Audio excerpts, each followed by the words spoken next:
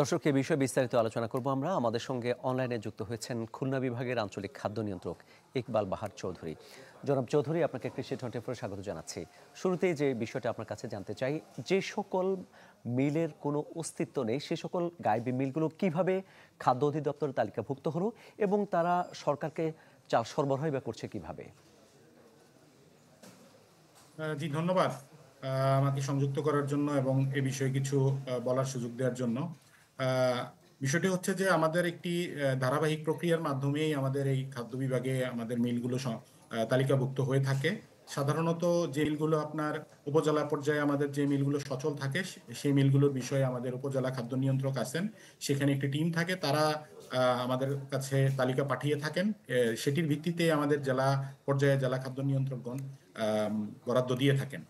তো যে এখানে কোনোভাবেই আপনার বন্ধ মিলে তালিকাভুক্ত হওয়া বা বরাদ্দ দেওয়ার কোনো সুযোগ থাকে না। তো যদি এ পর্যায়ে এই ধরনের কোনো পর্যায়ে যদি জানা যায় যে আমাদের কোনো মিল বন্ধ আছে, তা আমরা তৎক্ষণাৎ সেই মিলটি আমরা বরাদ্দ আমরা বন্ধ করে দিই, তার অনুকূলে থাকা বরাদ্দ, এবং পরবর্তীতে যে মিলটি চালু আছে সেই মিলটির থেকে ওই বরাদ্দ চাল সংগ্রহ করা হয়ে থাকে।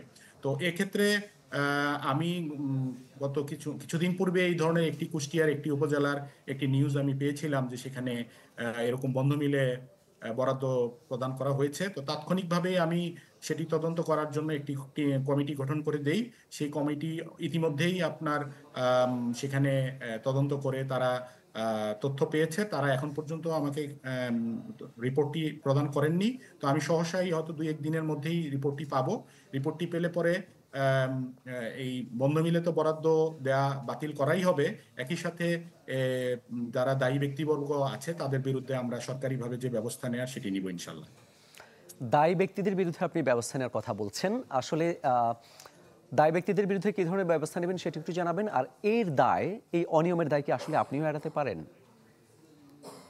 বিষয়টি হচ্ছে যে দায়ী ব্যক্তিদের বিরুদ্ধে সরকারিভাবে আমাদের, আপনারা জানেন যে সরকারিভাবে যে দায়িত্ব অবহেলা বা অদক্ষতার বিষয় থাকলে সেগুলা আমাদের বিভাগীয় মামলা সহ অন্যান্য ব্যবস্থা নেওয়ার সুযোগ আছে। তো সেগুলা সরকার সেই অনুযায়ী ব্যবস্থা গ্রহণ করবে।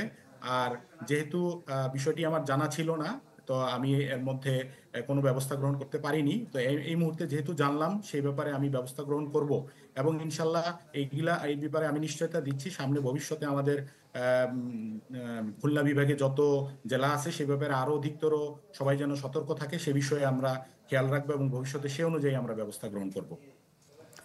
অনেক ধন্যবাদ আপনাকে আমাদের সময় দেওয়ার জন্য। দর্শক, আমরা কথা বলছিলাম খুলনা বিভাগের আঞ্চলিক খাদ্য নিয়ন্ত্রক ইকবাল বাহার চৌধুরীর সঙ্গে।